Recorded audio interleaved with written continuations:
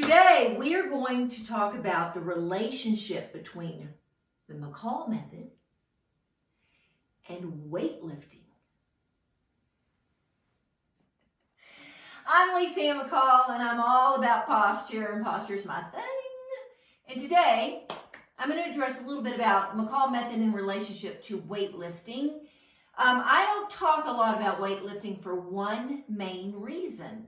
It's just not really in my wheelhouse, meaning that the Mccall Method is based more on your everyday life movements, how they relate to things, how you can take it into weightlifting, which we'll talk about today. But weightlifting in and of itself, I put it sort of in the category of other things that people use, like yoga, Pilates, and different types in CrossFit, different types of therapies that have developed in the fitness industry over the years.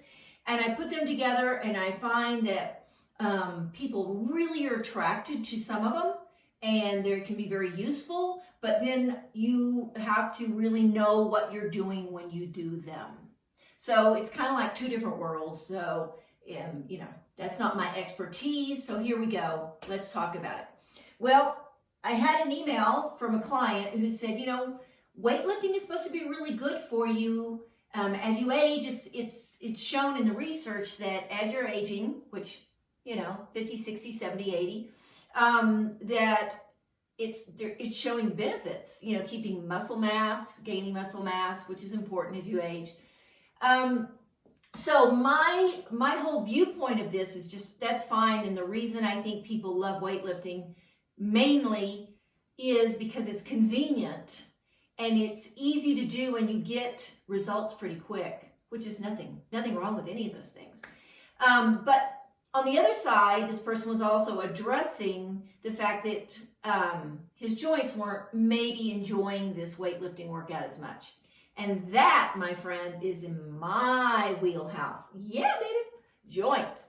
So here's the story.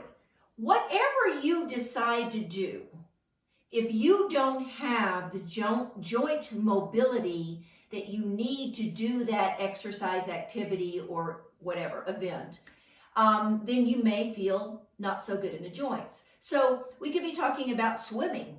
You could be a swimmer, and as you got older, if you got limited shoulder range of motion, or even when you're younger, you could have shoulder injuries. Is it the swimming that's the problem? No, it's maybe the way you're swimming and the lack of mobility in your shoulders, like in weightlifting. Maybe the way you're lifting, but let's talk more about the form that you take into the weightlifting. Okay, so as people age, they tend to get stiffer in the joints, and that's not always bad. I mean, sometimes if you're too loose in a joint, you can injure it, and that's a whole story I've talked about before. But what I see as people age is they lose shoulder range of motion. Like this is good range of motion for your shoulders. But let's say you kind of a little bit slumped over, got a little forward head, and you don't quite have that range of motion. You'll see that? Range of motion. All right? And if you don't have that and you're lifting weights, your joints might not be really happy with that. So what is the answer? Is it getting rid of weightlifting? I don't think so. It's gaining your posture back as gaining back more optimal posture, more optimal shoulder range of motion, more optimal hip range of motion, more optimal knee, ankle range of motion, and some movement, and obviously in the movement in the neck and spine. So what I would suggest, very simply, besides the videos that are on my YouTube channel, I have like 4 that address all these areas. I mean, even if you don't want to do the foundational videos, I have a shoulder neck video, I have a hip and knee video, I have a sitting video, and I have also the foundational videos, but basically you can get those videos and they're all under $100, and there's a series of them, and you can just start gaining better range of motion. Okay? And if you have better range of motion, so let's just take a weightlifting example, like good mornings. And good mornings, usually there's a bar there, and you get underneath the bar and put the bar on your shoulders. And then you begin to do what you've seen me do a million times, and you bend into butt up the wall.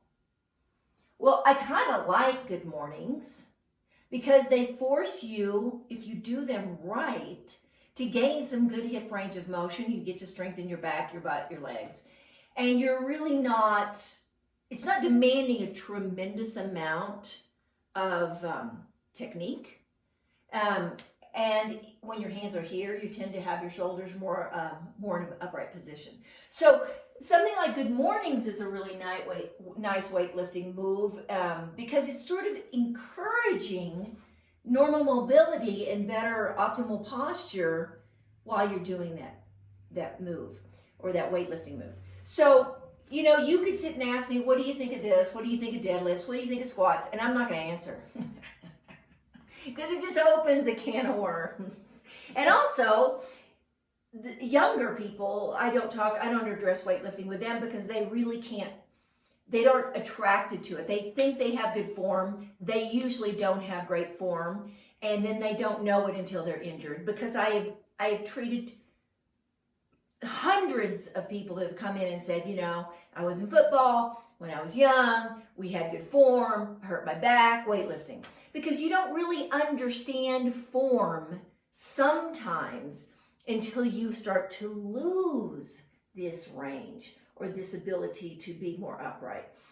Now, if you have a passion or an interest of really, really feeling the small movements that I do and the shifts that you can do while weightlifting, then I'm all about that. So I like to leave weightlifting to the weightlifters, but I like to bring in this answer to this question through the fact that your body and posture is less optimal, and when you lose range in a joint and then you lift weights or swim or run or whatever, you may challenge that joint or joints.